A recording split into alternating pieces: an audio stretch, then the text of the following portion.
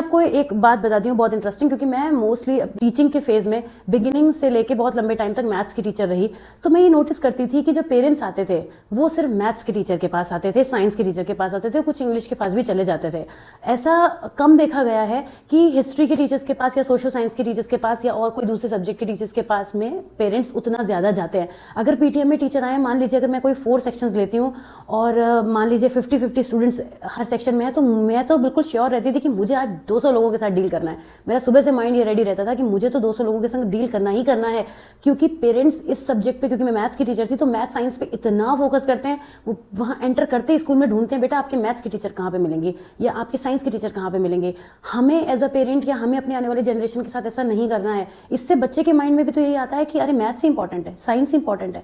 मैंने वो फेज भी देखा है जब पेरेंट्स बच्चों के केवल मैथ साइंस की ही ट्यूशन लगाते हैं या उन्हीं के लिए उनको एक्स्ट्रा पढ़ने को बोलते हैं, बाकी चीजों को कहते हैं रट लो, हिस्ट्री रट लो, हिंदी रट लो, इंग्लिश रट लो।